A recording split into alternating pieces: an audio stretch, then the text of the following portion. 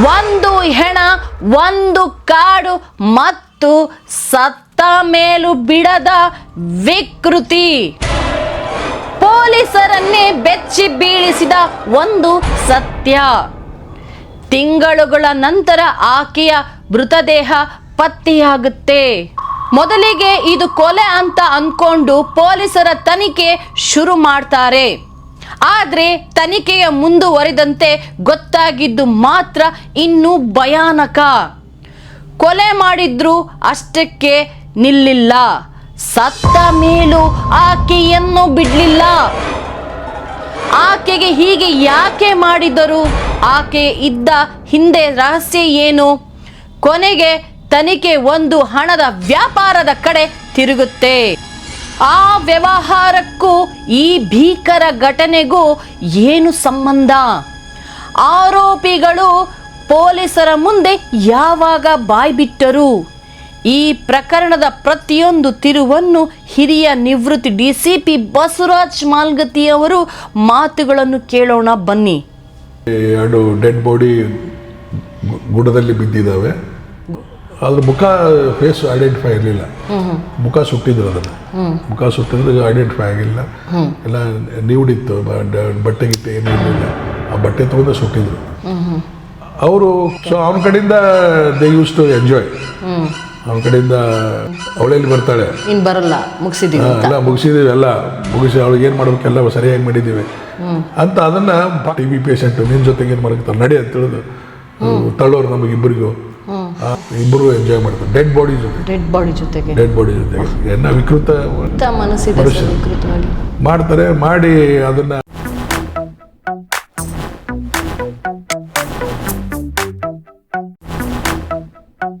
ಚಿಕ್ಕೋಡಿಯಲ್ಲಿ ಇದ್ದಾಗೆ ಒಂದು ಕೇಸ್ ಆಯಿತು.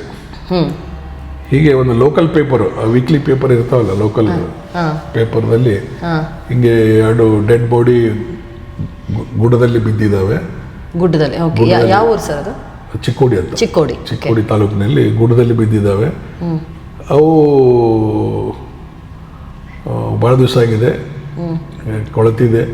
ಅದೇನಪ್ಪ ಅದ್ರ ಬಗ್ಗೆ ಸವಿಸ್ತರವಾದ ತನಿಖೆ ಆಗಬೇಕು ಅಂತ ಪೇಪರ್ದಲ್ಲಿ ಬಂತು. ಅದು ನೋಡಿ ನಾನು ಅವನು ಪೇಪರ್ದವನು ತಂದು ನನಗೆ ಕೊಟ್ಟ. ನೋಡಿ ಸರ್, ನಾವೆಲ್ಲ ಹೋಗಿ ನೋಡಿದ್ದೀವಿ, ನೀವು ಇದ್ರ ಬಗ್ಗೆ ಮಾಡ್ರಿ, ಏನು ಮಾಡಗಿಡ್ರೆ ಇರಬೇಕು, ಏನೇ ಇರಬೇಕು ಅಂತ. ಆ ನಂತರ ನಾವು ಅದನ್ನು ಒಬ್ಬರು ಕಾನ್ಸ್ಟೇಬಲ್ ಕೊಟ್ಟು ವೆರಿಫೈ ಮಾಡಿಸ್ತೀವಿ. ಇಲ್ಲ ಬಿದ್ದಿದ್ದು ನಿಜ ಸರ್, ಅಲ್ಲಿ ಎರಡು ಇದ್ದಾವಂತ ನಾವು ಹೋದ್ವಿ. ಹೋಗಿ ಅದನ್ನು ನೋಡಿದಾಗ ನಾವಂತರ ಎಲ್ಲ ಜಲಚರ ಇದು ಕಾಡಿನಲ್ಲಿ ಪ್ರಾಣಿಗಳೆಲ್ಲ ತಿಂದೆಲ್ಲ ಇದಾಗಿ, ಹೆಣ್ಣು ಗಂಡು ಅನ್ನೋದು ಗೊತ್ತಿಲ್ಲ, ಅಲ್ಲ ಹೆಣ್ಣು ಅಂತ ಗೊತ್ತಾಯ್ತು. ಅದು ಇನ್ನೂ ಸ್ವಲ್ಪ ಹೊಟ್ಟೆ ಇನ್ನೂ ಸ್ವಲ್ಪ ಹಸಿ ಅದು ಇತ್ತು. ಅದ್ರ ಮುಖ ಫೇಸ್ ಐಡೆಂಟಿಫೈ ಇರಲಿಲ್ಲ. ಮುಖ ಸುಟ್ಟಿದ್ರು, ಅದನ್ನು ಮುಖ ಸುಟ್ಟಿದ್ರೆ ಐಡೆಂಟಿಫೈ ಆಗಿಲ್ಲ. ಎಲ್ಲ ನೀಡಿತ್ತು, ಬಟ್ಟೆ ಗಿಟ್ಟೆ ಏನೂ ಇರಲಿಲ್ಲ. ಆ ಬಟ್ಟೆ ತಗೊಂಡು ಸುಟ್ಟಿದ್ರು ಅವರು. ಕೊನೆಗೆ ಅದು ಅಲ್ಲಿ ಒಂದು ಊರಲ್ಲಿ ಒಂದು ಹಳ್ಳಿಯಲ್ಲಿ ಅವರು ಅಂತ ಗೊತ್ತಾಯಿತು. ಗೊತ್ತಾದ್ಮೇಲೆ ಅದು ಇವರೇನು ಮರ್ಡರ್ ಮಾಡಿದ್ರು, ಮರ್ಡರ್ ಮಾಡಿದವನು ಬಾರಿಗೆ ಹೋಗ್ತಿದ್ರು, ಕುಡಿಲಿಕ್ಕೆ ಹೋಗಿದ್ದಾರೆ ಬಾರ್ನಲ್ಲಿ. ಇದು 3 ತಿಂಗಳಾದ್ಮೇಲೆ ಬಾರ್ನಲ್ಲಿ ಕುಡಿತಾ ಏನು ಮಾಡಿದ್ದಾರೆ, ಇವರು ಆ ಹೆಣ್ಮಕ್ಳ ಕಡೆಯಿಂದ ಸಾಲ ತಗೊಂಡಿದ್ರು. ಹೆಣ್ಮಕ್ಳದ್ದು ಏನು ಉದ್ಯೋಗ, ತಾಯಿ, ಮಗಳು, ಮೊಮ್ಮಗಳು 3 ಜನ ಮನೆಯಲ್ಲಿ ವಾಸ ಮಾಡ್ತಾಯಿದ್ರು. ಮೊಮ್ಮಗಳು 9th 10th ಓದ್ತಾ ಇತ್ತು. ಇವಳು ತಾಯಿ ಮನೆ ಹೌಸ್ ವೈಫು, ಗಂಡ ಬಿಟ್ಟಿದ್ದ. ಇವಳು ಗಂಡ ಇರಲಿಲ್ಲ ತಾಯಿಗೆ. ಅವಳು ಆವಾಗ ಹಳ್ಳಿಯಲ್ಲಿ ಚಿಕ್ಕ ವಯಸ್ಸಲ್ಲಿ ಮದುವೆ ಮಾಡ್ತಾರೆ. ಇವಳಿಗೆ ಒಂದು 45 ವಯಸ್ಸೇ ಇರಬೇಕು ಅವರ ಅಜ್ಜಿಗೆ. ಇವಳಿಗೊಂದು 30 ವರ್ಷ ಇರಬೇಕು. ಈ ಹುಡುಗಿ ಒಂದು 14-15 ವರ್ಷ ಇರಬೇಕು. ಸೊ ಇವರು ಬಡ್ಡಿ ವ್ಯವಹಾರ ಮಾಡೋರು ಭಾಳ ಸ್ವಲ್ಪ ಭಯಂಕರ ಚೆನ್ನಾಗಿದ್ರು ನೋಡಲಿಕ್ಕೆ. ದಷ್ಟಪುಷ್ಟ ಹೆಣ್ಮಕ್ಳು ಇಬ್ಬರು ಭಾಳ ಸ್ಟ್ರಾಂಗ್ ಇದ್ರು. ಅವರು ಯಾರು ಚೆನ್ನಾಗಿರ್ತಾನೆ, ಯಾವನು ದಷ್ಟಪುಷ್ಟ ಇರ್ತಾನೆ ಅಂಥವನಿಗೆ ಬಡ್ಡಿ ಸಾಲ ಕೊಡೋದು. ಸೊ ಅವನ ಕಡೆಯಿಂದ ದೇ ಯೂಸ್ ಟು ಎಂಜಾಯ್. ಅವನ ಕಡೆಯಿಂದ ಎಲ್ಲ ರೀತಿಯಿಂದ ಎಂಜಾಯ್ಮೆಂಟ್ ತಗೊಳ್ಳೋರು. ಸೊ ಹೀಗಾಗಿ ಎಲ್ಲರೂ ನೀವು ಇವರಿಬ್ರು ರೆಡಿ ಆದರು, ಏನು ಮರ್ಡರ್ ಮಾಡಿರ್ತಾರೆ ಇವರಿಬ್ರು ರೆಡಿ ಆದರು. ರೆಡಿಯಾಗಿ ನೀ ನಮಗೂ ಸಾಲ ಕೊಡು ಅಂತ ಸಾಲ ಕೇಳಿದ್ರು. ಆಮೇಲೆ ಆಯ್ತು ಕೊಡ್ತೇವೆ ಅಂತ ಹೇಳಿದ್ರು, ಸಾಲ ಕೊಟ್ಟರು. ಅವರೆಲ್ಲ ಸಾಲ ಕೊಟ್ಟು ಬರ್ಸ್ಕೊತಿರ್ತಾರೆ. ಹಂಗೆ ಬರ್ಸ್ಕೊಂಡು ಸಾಲ ಕೊಟ್ಟಿದ್ದಾರೆ. ಇವರು ವಾಪಸ್ ಕೊಡಲಿಲ್ಲ ಅದನ್ನು. ಇವಂಗೆ ಎಲ್ಲಿ ಸಿಕ್ಕಲ್ಲಿ ಬೈಯೋರು, ಹೊಡೆಯೋರು, ರಸ್ತೆಯಲ್ಲಿ ಗಲಾಟೆ ಮಾಡೋರು, ನೀ ಸಾಲ ಕೊಡ್ತಾ ಇಲ್ಲ, ನಮಗೆ ಕೊಟ್ಟಿದ್ದು ಬಡ್ಡಿನೂ ಕೊಡ್ತಾ ಇಲ್ಲ ಅಂತ ಹೇಳಿದು ಸಿಕ್ಕಾಪಟ್ಟೆ ಗಲಾಟೆ ಮಾಡೋರು ಇಬ್ರು ಹೆಣ್ಮಕ್ಳು. ಇವ್ ಹಿಡಿದು ಹೊಡೆದಿದ್ದಾರೆ ಸುಮಾರು ಸಲ ಬಜಾರ್ದಲ್ಲಿ. ಅದು ಜನ ನೋಡಿದ್ದಾರೆ. ಇವ್ರು ಒಂದ್ ದಿವ್ಸ ಕುಡ್ಕೋತ ಕುಂತಾಗ ಬಾರ್ನಲ್ಲಿ ಅವಳು ಮಲ್ಲವ್ ಬಂದು ಮಗನ ಬೆನ್ನತ್ತಿ ಹೊಡಿತಾಳೆ, ಸಾಲ ಕೇಳ್ತಾಳು, ಬರ್ತಾಳು. ಈ ಮಕ್ಕಳು ನಿಷೇಧ ಆಗಿ ಇವರಿಬ್ರು ಮಗನೇ ಅವಳೇನ್ ಬರ್ತಾಳೆ ಎಲ್ಲ ಮುಗಿಸ್ಬಿಟ್ಟಿವಿ ಅವಳಿಗೆ ನಿಷೇಧದಲ್ಲಿ ಹೇಳ್ಬಿಟ್ರು, ಮುಗಿಸ್ಬಿಟ್ಟಿವಿ ಅದನ್ನ. ಅವಳೇನು ಹೇಳ್ತಾಳೆ, ಅವಳೆಲ್ಲಿ ಬರ್ತಾಳೆ, ಮುಗಿಸಿದೀವಿ ಎಲ್ಲ ಮುಗಿಸಿ ಅವಳಿಗೆ ಏನ್ ಮಾಡ್ಬೇಕೆಲ್ಲ ಸರಿಯಾಗಿ ಮಾಡಿದೀವಿ ಅಂತ. ಅದನ್ನ ಪಕ್ಕದಲ್ಲಿ ಏನೊಬ್ಬ ಇರ್ತಾನೆ, ಅದನ್ನ ಕೇಳಿಸ್ಕೋತಾನೆ. ಕೇಳಿಸ್ಕೊಂಡು ನಮಗೊಂದು ಅರ್ಜಿ ಬರೀತಾನೆ. ಸೊ ಇದು ಪೇಪರ್ದಲ್ಲಿ ಬಂದಿದ್ದು, ಅದು ನೋಡಿ ಇಂತಿಂತವ್ರು ಇಬ್ರು ನಾವು ಮಾಡಿದೀವಿ ಅಂತೇನೋ ಪುಣ್ಯ ದೇಶದಲ್ಲಿ ಹೇಳ್ತಾ ಇದ್ರು, ಅದಕ್ಕೆ ಇದ್ರ ಬಗ್ಗೆ ನೀವು ವಿಚಾರಣೆ ಮಾಡಿ ನೀವು ಇದು ಮಾಡಿ ಅಂತ ಒಂದು ಲೆಟರ್ ಬರೀತಾನೆ. ಅವನು ರಿಟೈರ್ಡ್ ಹವಾಲ್ದಾರ್,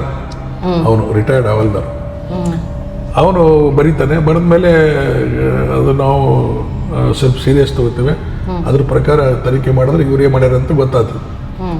ಆದರೆ ಅವರಲ್ಲಿ ಲಿಸ್ಟ್ ಇತ್ತು ಎಷ್ಟು ಮಂದಿ ಸಾಲ ತಗೊಂಡಿದ್ದಾರೆ.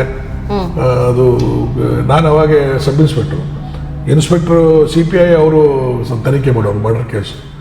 ಸೊ ಎಷ್ಟು ಜನ ಅದರಲ್ಲಿ ಸಾಲ ತಗೊಂಡಿದ್ದಾರೆ ಅವನ ಕೈ, ಆ ಹೆಣ್ಮಗಳ ಕಡೆಯಿಂದ ಅಂತೆಲ್ಲ ಅವ್ರದಲ್ಲಿ ಡೈರಿ ಇತ್ತಲ್ಲ, ಎಲ್ಲ ಲಿಸ್ಟು ಮಾಡಿಕೊಂಡ್ರು.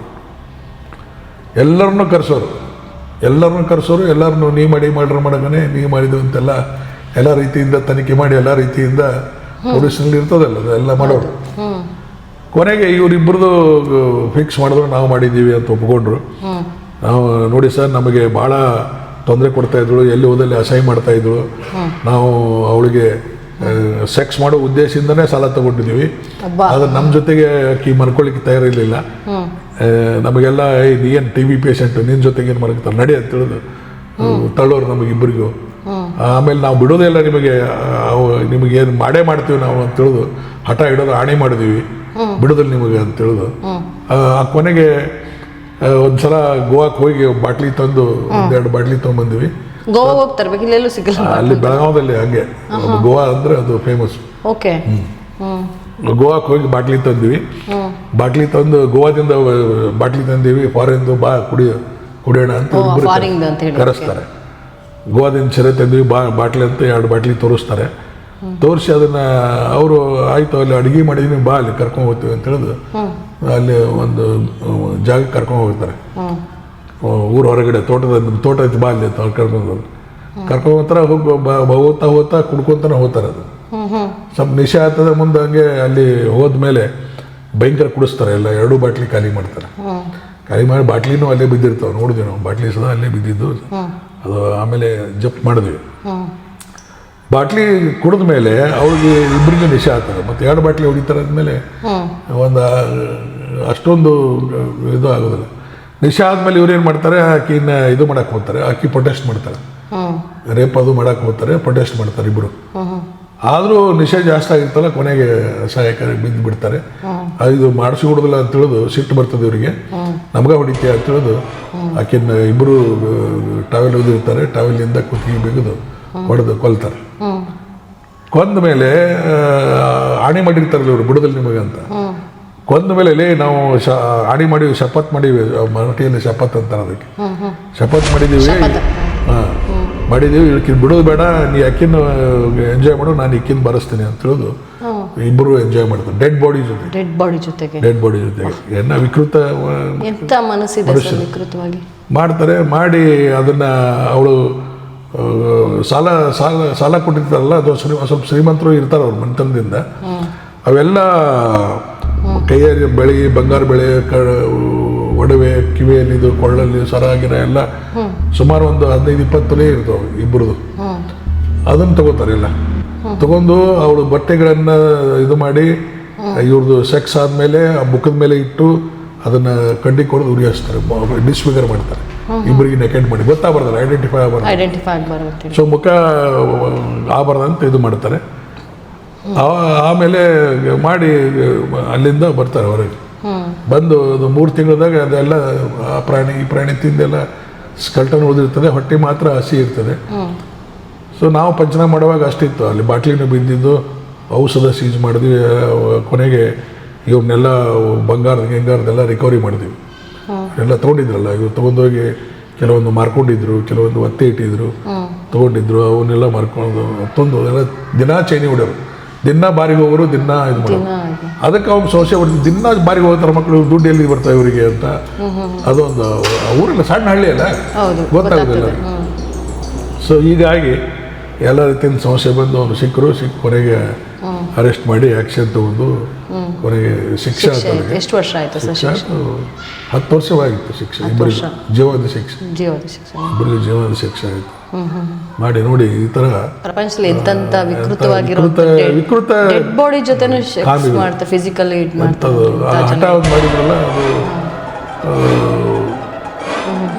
ಆಮೇಲೆ ಆ ಹುಡುಗಿಗೆ ಚಿಕ್ಕ ಮಗಳಿತ್ತಲ್ಲ, ಅದು 9th ಓದ್ತಾ ಇತ್ತು. ಆ ಹುಡುಗಿಗೆ ಒಬ್ಬ KSRTC ಡ್ರೈವರು, ನಾ ಇನ್ಸ್ಪೆಕ್ಟರ್ ಅಂತ ತಿಳ್ಕೊಂಡು ಆಕಿನ ಲವ್ ಮಾಡ್ತಿದ್ದ. ಅವನು ಹೆಂಗೆ ಹುಡುಗಿದ್ದ, ನಾ ಇನ್ಸ್ಪೆಕ್ಟರ್ ಇದ್ದೀನಿ, ಒಬ್ಬ ಡ್ರೈವರ್ ಬಂದು ಕೂಡಿಸಿ ಇವ ಕುರ್ಚಿ ಮ್ಯಾಗ ಕುಂತ ಅವ ಡ್ರೈವರ್ ಸಲ್ಯೂಟ್ ಹೊಡಿಯೋದು, ಇವ ಕಂಡಕ್ಟರ್, ಇವ ಡ್ರೈವರು.